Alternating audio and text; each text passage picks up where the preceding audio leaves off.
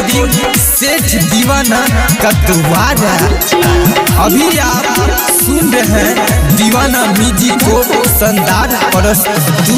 रोज रोज हमारा इशारा छौरी कैलही, तैयो नया अपन मोबाइल नंबर दिलही। रोज रोज हमारा इशारा छौरी कैलही, तैयो नया अपन मोबाइल नंबर दिलही। तोरे चक्कर में हम पागल छी, तोरे चक्कर में हम पागल छी।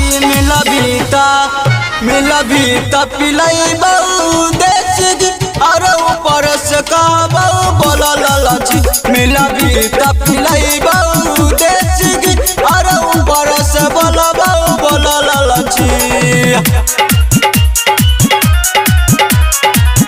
स्टूडियो रिकॉर्डिंग सेठ दीवाना का द्वारा।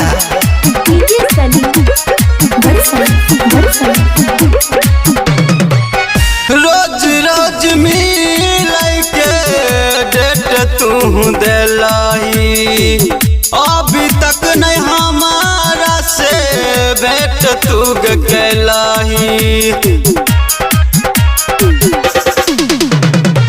रोज रोज मिलै के डेट तू दिलही, अभी तक नहीं हमारा से भेंट तू कैलही।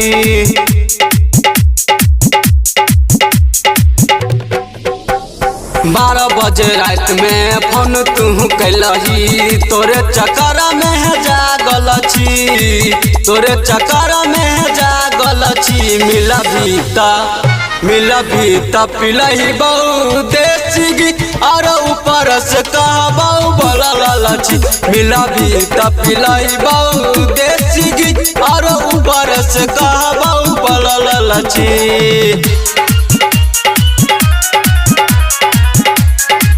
स्टूडियो रिकॉर्डिंग सेठ दीवाना का द्वारा।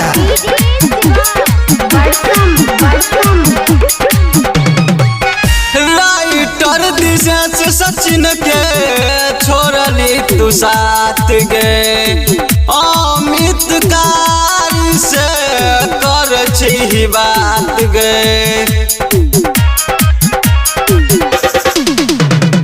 राइटर दिनेश सचिन के छोड़ली तू साथ गए, अमित कारी से कर छी बात गए। अमूलेश बिहारी ही बेचन दीवाना, तोरा जवानिया के तारई छो, तोरा जवानिया के तारई छो।